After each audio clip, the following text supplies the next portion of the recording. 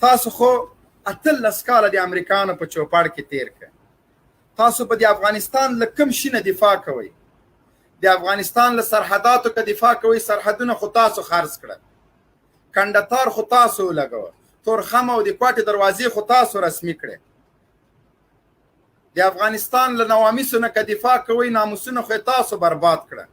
په دغه وخت کې ناس اکثریت قاتلان او کمونستان دي. داسې څوک پکې شته چې د دوو اشغالو غلامان تیر شوي دي.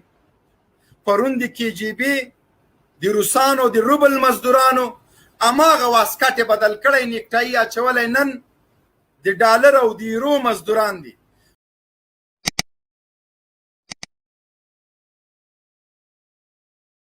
نظام په وړاندې باندې خلک درېږي، له جمهوریت او دیموکراسۍ او سیکولریزم نه به دفاع کوي، څو غلو پاټک سالارانو نه به دفاع کوي، له هغه چا نه به دفاع کوي چې 18 کاله زما ملت شهادت رسولی،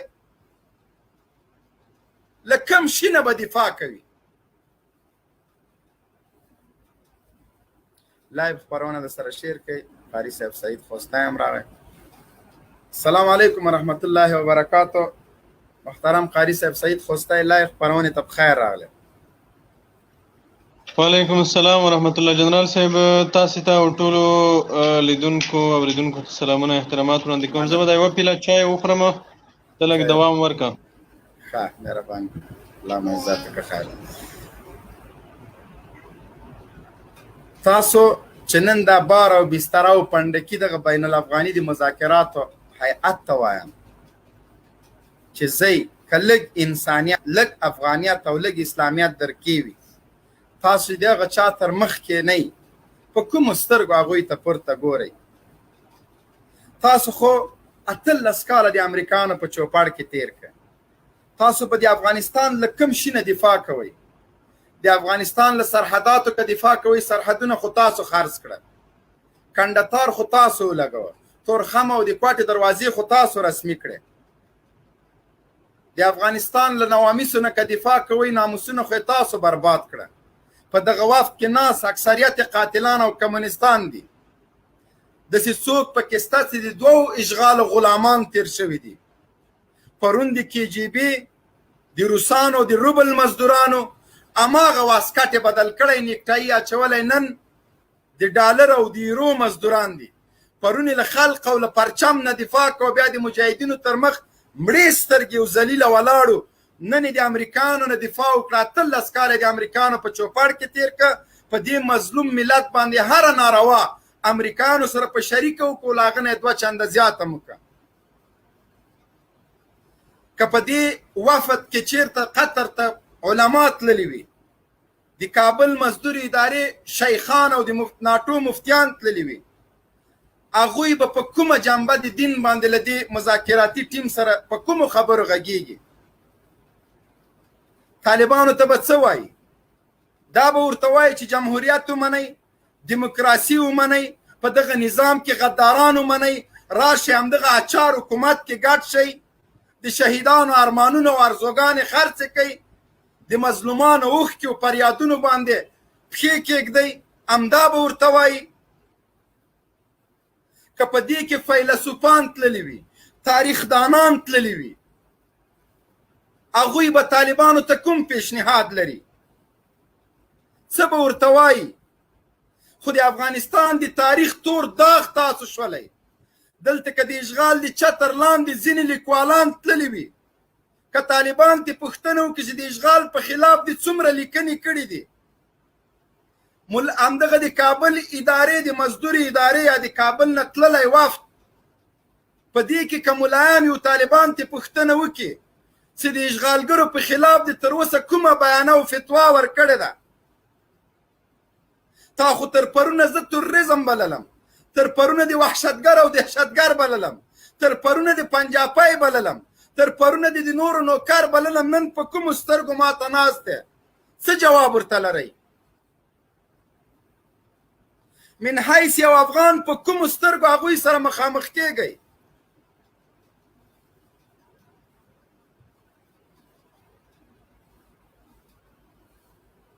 څه فکر کوئ تاسو؟ څه غواړئ او څه مو هیله او ارزو ده؟ په کومو خبرو له طالبانو سره کینئ څه شی ترې غواړئ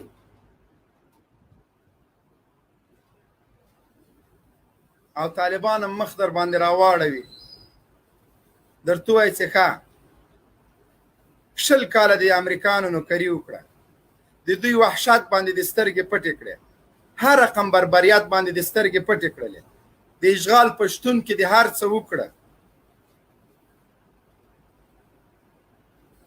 ته نه شرمېدې چې د امریکانو غلامي او مزدوري دې کوله ته نه شرمېدلې چې د امریکا نه د دفاع په خاطر او دیموکراسۍ د دفاع په خاطر دې زه زندان ته اچولم ته نه شرمېدې چې ما په سر د امریکانو نه میډالونه اخیسته ته نه شرمېدې چې ټرمپ ته د سرو زرو میډالونه لیږل ته نه شرمېدې چې د افغانستان جګړه د اروپا او د امریکا د امن جګړه بلله او چې بیرته له قطر نه راځې د خپلو عسکرو ته به څه وایه چې له چا سره مې خبرې وکړې دغه عسکر د کمخ در واړوي چې جناب اعلی ته چې قطر ته تلې تا خو دا خلک پنجابیان یادول دغه عسکر در نه پوښتنه وکړي په دې نظام کې د دغه عسکرو مور او پلار در ته راشي چې تا خو دا پنجابیان یادول دا د پردي مزدوران بلل نن څنګه د هغوی حضور ته لاړې او څه دې راوړل تنازل نشته انشاءالله العزیز په خپلو مشرانو باندې ډاډه او مطمئنه اوسېږئ چې د موږ د تندي داغ به نه جوړېږي موږ ته به ویاړونه او افتخارات راوړي څنګه چې د سنګر غازیانو موږ ته افتخارات راوړي اوس نو د سیاست په میدان کې د موږ غازیانو ته ګورئ چې تاسو ته څه راوړي د افغانستان په تاریخ او د افغانستان په سرنوشت باندې خبرې دي تنازل نشته قاری صاحب محترم السلام علیکم ورحمت الله وعلیکم السلام خراغلاس درته وایم الله مو ونازوه مبین صاحب موضوع خو د بین الافغاني مذاکراتو کې د کابل اداره د یو جهت په حیث ګډون کوي تاسې به نن ورځ د مطبوعات څارلي وي د کابل ادارې اړوند چې کومې رسنۍ دي موږ د اولې ورځې نه همدا خبره کوله په مکرر ډول چې دا خلک لا هم سولې ته ژمن نه دي او لا هم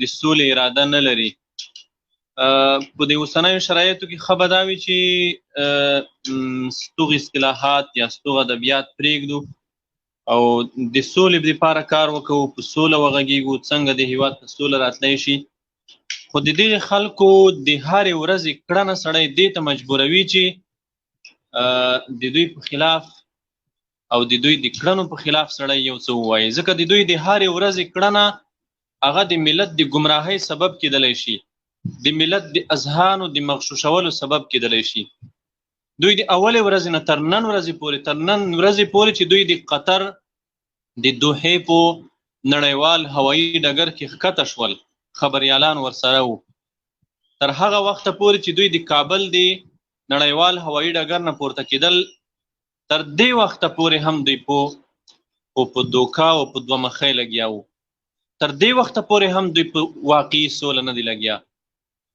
موږ سوله غواړو موږ غواړو چې د سولې ادبیات دې وکارول شي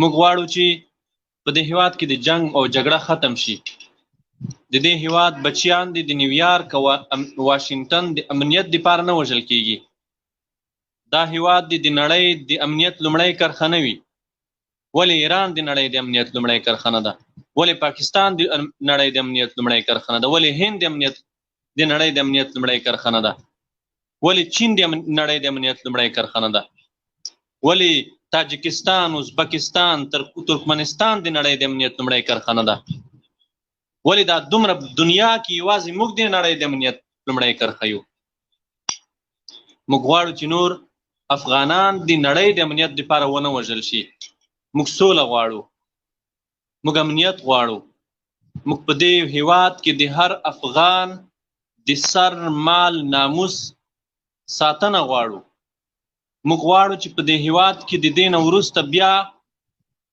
څوک د شپې یو افغان په کور چاپه ونه وهي موږ غواړو چې کوم خارجی د یو افغان کور ته ور وانه وړي موږ غواړو چې کوم خارجی د یو افغان لاسونه خپې ونه تړي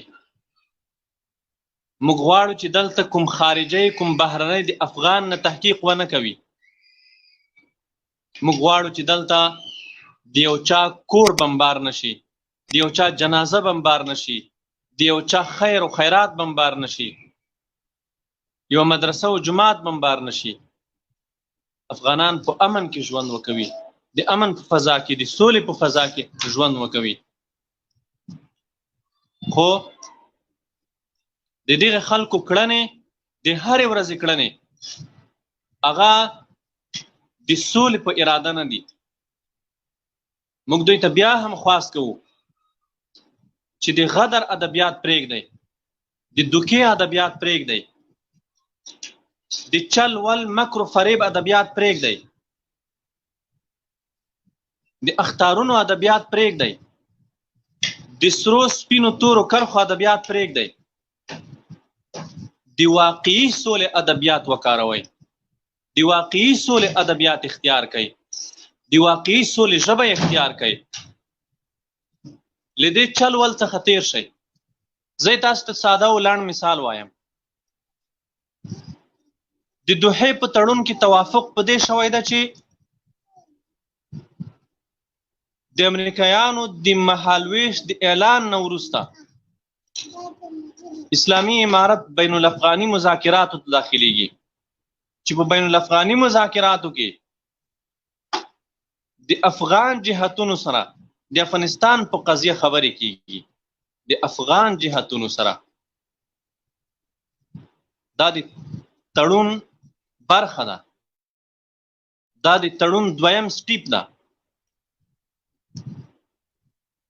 او په دې د کابل اداره خبره ده، امریکایانو هم دوی ته دا خبر ورکړی ده چې موږ په تړون کې هم داسې لیکلي دي او تاسې به د افغان جهتونو په حیث مذاکراتو ته راځئ. د افغانستان د دولت په حیث یا د یو مشروع نظام په حیث تاسې په مذاکراتو کې ګډون نشئ کولی. په دې دوی خبر دي، امریکایانو دوی سره دا خبره فیصله کړې ده. خو د دې سره سره بیا هم نن چې کله دوی وړاندې غږېدل، هر یو یې لګیا ده چې زه به د جمهوریت دفاع کوم، موږ ته د جمهوریت ارزښتونه سرې کرښې دي، موږ د افغانستان رسمي نماینده هیئت یو. دا نن ورځ رسنیو ټوله ورځ په همدې شخوند ووهلو. موږ وایو چې ګورئ د سولې ادبیات اختیار کړئ، د چل ول مکر و فریب، د ولس د دوکه کولو، د ولس د اذهانو مغشوشولو ادبیات پرېږدئ. دا تاسو ته ګټه نه کوي. سبا به بین الافغاني مذاکرات پیلیږي، دا به جریان مومي. د مذاکراتو په میز به افغانان هم وویني، تاسې به یې ووینئ، نړۍ به یې وویني چې تاسې به د افغاني جهتونو په حیث مذاکراتو کې ګډون کوئ که د افغانستان د دولت په حیث به ګډون کوئ. نو څه اړتیا ده چې د خلکو اذهان مغشوشوئ؟ څه اړتیا ده چې ولس ته دوکه ورکوئ؟ څه اړتیا ده چې موږ ته دوکه راکوئ؟ څه اړتیا ده چې د موږ او تاسې په منځ کې فاصله ایجادوئ؟ دا بې باوري، بې اعتمادي نوره هم زیاتوئ. موږ تاسې ته وایو چې د سولې لار غوره کړئ، د سولې دپاره صفا نیت غوره کړئ.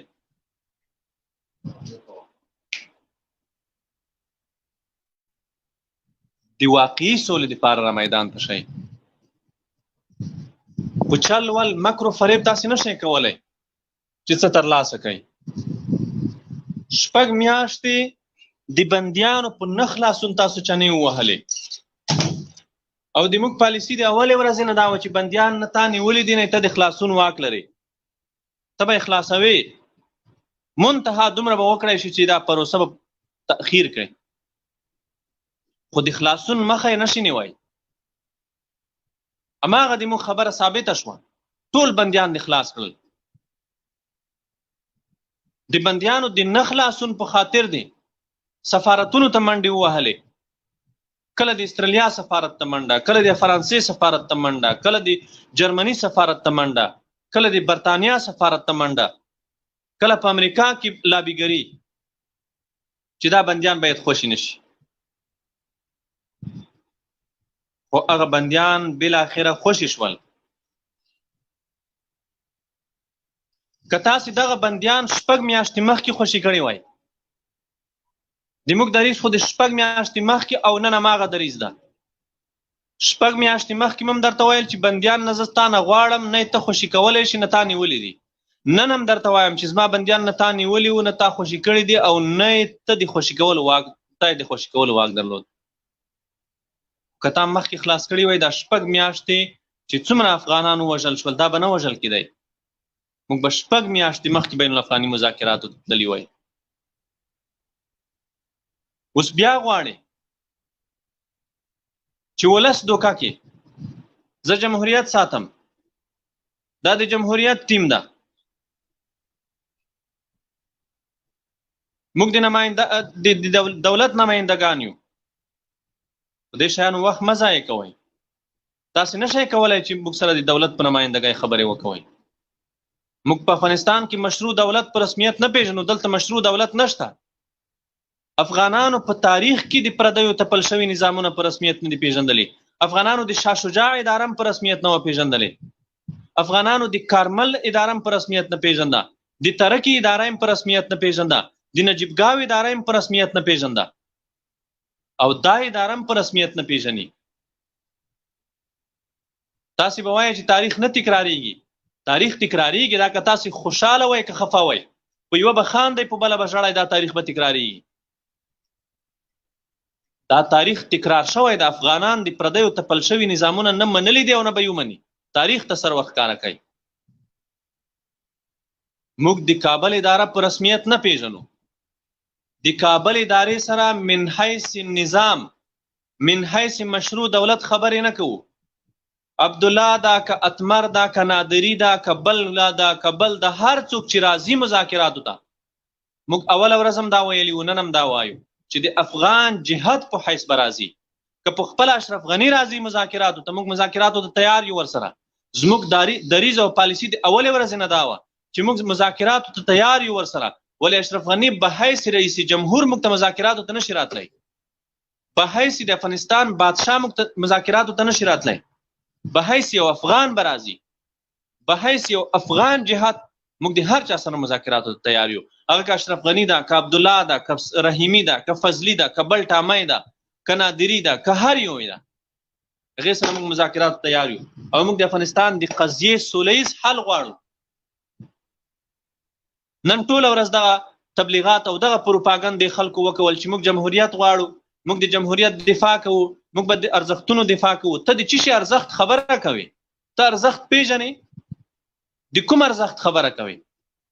دا خو افغانستان ده، دا خو نیویارک نه ده، دا خو واشنگټن نه ده، دا خو فرانس نه ده، دا خو پاریس نه ده، دا خو لندن نه ده، دا مسکو نه ده. دا افغانستان ده. دلته د ملت 20 کاله نه، دا 40 کاله دا ملت قرباني ورکوي. دا 40 کاله د ملت وینه تویږي.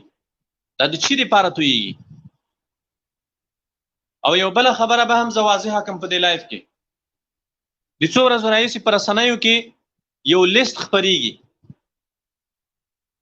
ځینې کسان لیست خپروي چې طالبان د وزارت امور زنان د لغوه شي، پارلمان د لغوه شي، دفاع وزارت د دوی ته ورکړل شي. دغه شیان خپروي. دا د اسلامي امارت پالیسی نه ده. د اسلامي امارت دریځ دا نه ده. د اسلامي امارت موقف دا نه ده چې زه وزارت غواړم، پلانی د لغوه شي، پلانی د په ځای پاتې شي. د موږ لانجه د عبدالله او د غني لانجه نه ده چې د وزارتونو په ویش حل شي، د ولایتونو په ویش حل شي، په 50 حل شي. د موږ لانجه د نظام ده. موږ په دې خاوره کې اسلامي نظام غواړو. اسلامي نظام د وزارت زنان په لغوه کېدو نه راځي. اسلامي نظام د دفاع وزارت په اخیستلو نه راځي. اسلامي نظام یو چوکاټ لري. اسلامي نظام خپل ځان ته مفهوم لري، خپل شروط لري، پلي کوونکي لري. موږ اسلامي نظام غواړو. دغه خلک چې دا شیان نشروي، دا د خپل ځان نه نشروي، په اسلامي امارت د دروغ نه تړي. مبین صاحب عبدالله او قیام حق ورور په نوم 2 ورونه راسره دي، دوی نه پوښتنې واخلئ. حریص صاحب پوښتنې دې نه اخلو. د حیرانتیا خبره خو دا ده چې شیخ هیبت الله بیا د سترې محکمې قاضي مقرر کړی دی. هو بالکل، سړي ته خندا ورشي.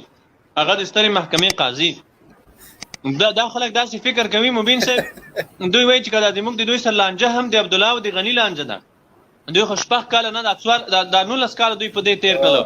د کرزي په دوره کې هم همدا لوبه وه چې وزارتونه ولایتونه دا ویشل شوي وو، په ډلو ټلو ویشل شوي وو، په جنګ سالارانو ویشل شوي وو. غني په دولت کې هم دولت ویشل شوی وو، سفارتونه یې ویشلي دي، امنیه قمندانۍ سره ویشلي دي، حتی ولسوالۍ سره ویشلي دي. اوسه پورې هم په دې نوې اداره هم دوی سره جوړ نه دي. دوی فکر کوي چې زموږ مشکل هم د دوی سره دغه ډول مشکل ده چې وزارتونه به سره ویش کو، ولایتونه به ویش کو، سفارتونه به سره ویش کو. قاری صاحب محترم، یو سوال چې دلته موږ ته په واتساپ باندې راغلی ده، سوالونه نور هم د اسلامي نظام د ټولو جهتونو غوښتنه ده، فقط د کابل اداره یې مخ ته خنډونه جوړولي، علت یې څه ده؟ اسلامي نظام د دوی په زیان ده که څنګه؟ د اسلامي نظام په وړاندې دوی خنډونه ځکه ایجادوي مبین صاحب چې اسلامي نظام هغه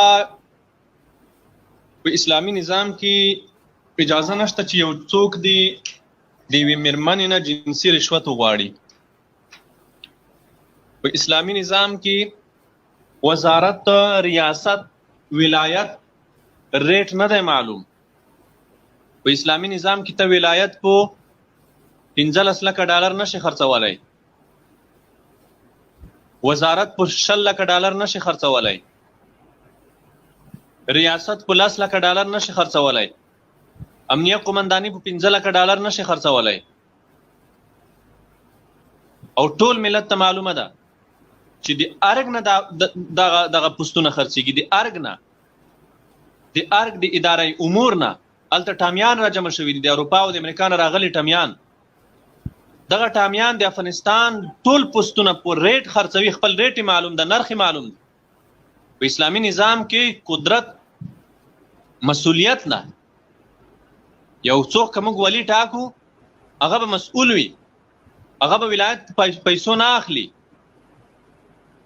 هغه به وزارت په ډالرو نه اخلي، هغه به د پارلمان او د ولایتي شورا ریاست یا چوکي په ډالرو نه اخلي، هغه به امنیه قمنداني په ډالرو نه اخلي، هغه به ولسوالي په ډالرو نه اخلي. دا خلک شرم لري، د کوم ارزښتونو خبره دوی کوي. د کابل په اداره کې ټول ملت ته معلومه ده، تاسې ورشئ، یو پنډه ډالر در سره ویسئ، لا قدر الله مبین صاحب ته ورشه، ته د ادارې کلک دشمن یې، کلک مخالف یې. ته یو پنډه ډالر در سره ویسه، 10 لکه 15 لکه ډالر در سره ویسه، سبا به ته وزیر یې، سبا به تا ته ولایت درکړی وي، سبا به تا ته چې کوم شی ته غواړې. هلته اصلا استعداد مطرح ده. قاری صاحب ریټونه اوس لوېدلي دي، وزارت 100,000 ډالرو ته راغلی. پخواني ریټونه خو جګ وو، اوس به دا د امریکایانو د وطن سره ریټونه ټیټ شوي وي. ولسوالۍ 1500 ډالر ده. 1500 ډالر خو ډېره ارزانه نه ده. ارزانه ده خو هلته څه قیاس دی؟ طالب د چړې لاندې ولې په د اخره کې ځان برابر و ورک دي. نو هدف مې دا ده مبین صاحب چې اسلامي نظام دا خلک ځکه نه غواړي. اسلامي نظام کې د دې شیانو مخه نیول کېږي. په اسلامي نظام کې د عیاشۍ، فحاشۍ، شراب او کباب مخه نیول کېږي. اسلامي نظام کې ولس ته خپل حق ورکول کېږي. په اسلامي نظام کې په بیت المال نه څوک خرمستۍ نشي کولی. په اسلامي نظام کې په بیت المال نه د چارواکو اولادونه په اروپا او امریکا کې عشقونه او مینې نشي کولی. اسلامي نظام ځکه دا خلک نه غواړي.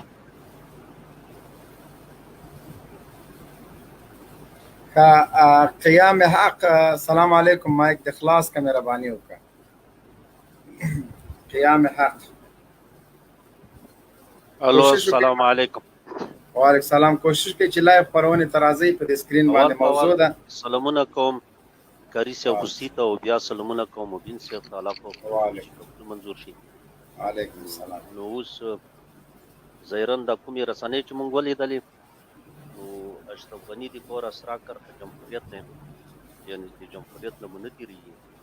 دا سوال مو په دې کاری صاحب نه چا وزي کی چا د بتیر شي او کثیر بنشي. او دویم سوال می دا دی چې د اسلامي امارات کومې سری کرخې دي د دوی د پوره کومې سری کرخې لري او کني لري. قیام حق صاحب دا اول سوال نه پوي نشم. اول سوال خو اشرف غني ځوان د پاره جمهوریت سره کرخه ګرځول دی چې جمهوریت به زیس کله خو د جمهوریت معامله ونه کړ قیام حق صاحب دی په جمهوریت معامله کوي جمهوریت نه معاملې ته تیار جمهوریت نه د عبد الله سره معامله وکوله دی په خپل ځان او په خپل قدرت معامله نه کوي دا باید داسې تعبیر کو چې اشرف غني تیار نه ده چې د ارګ نه راووځي هغه که په هر قیمت وي زه به تاسو ته یوه خبره وکړم تاسو په یاد ولرئ دا سړی ما پرون په لایف کې دا خبره وکوله دا خلک د قدرت دومره سخت عاشقان دي او دومره لیوني میانان دي چې که چېرته دوی د قدرت نه لرې کېږي دوی به د سټیج په مخ په چیغو چیغو وژاړي تاسې به یې وګورئ تاسې دا خبره په یاد ولرئ یعنې دوی به په چیغو چیغو ژاړي د سټیج په سره د خلکو په مخ کې د دوی لپاره دغه شی سره کرښه ده چې دوی د ارګ نه ونه وځي نو نه د جمهوریت په کیسه کې دي نه د دیموکراسۍ په کیسه کې دي دا 19 کاله خو دوی دیموکراسۍ ته هم کار ونه کولو دا خارجیان ولې د دوی نه بیزاره دي ځکه هغه ورته وایي چې دیموکراسي هم تاسې خو پلې نه کړه کاش تاسې خو دیموکراسۍ ته کار کړی وای تاسې خو هغه د لویدیځ ارزښتونو ته کار کړی وای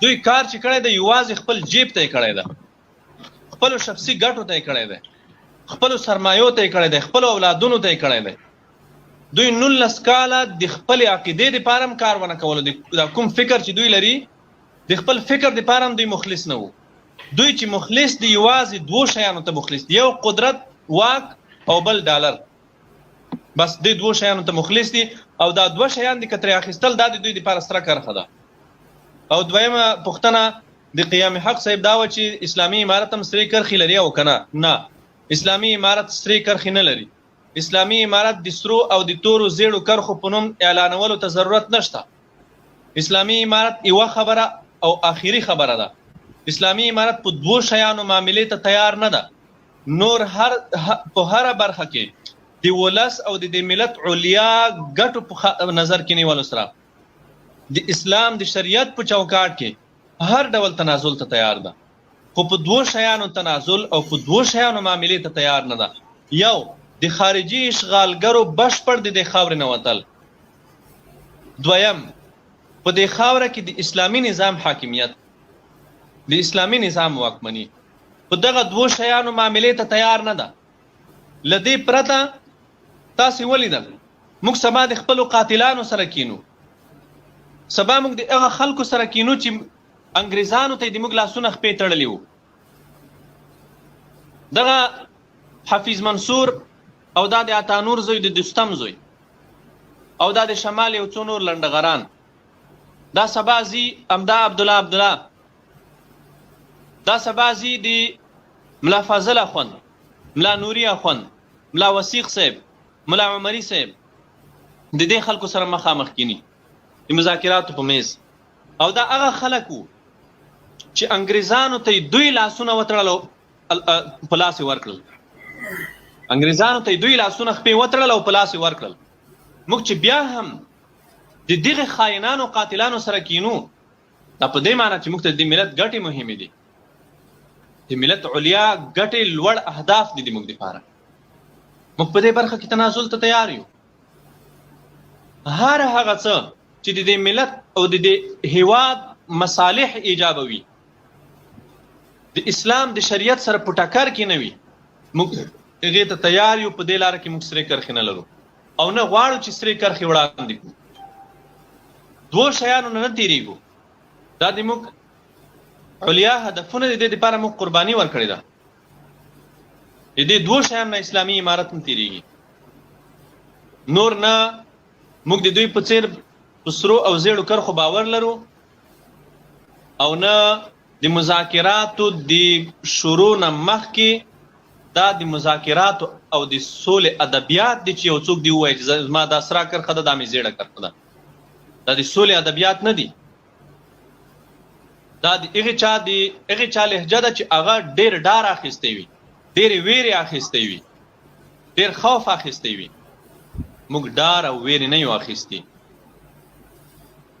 عبدالله صاحب مایک مو خلاص دی فکر کوم مهرباني وکړئ عبدالله السلام علیکم ورحمت الله وبرکاتو کاری صاحب تاته او ټولو ملګرو ته سلامونه زما غږ اورئ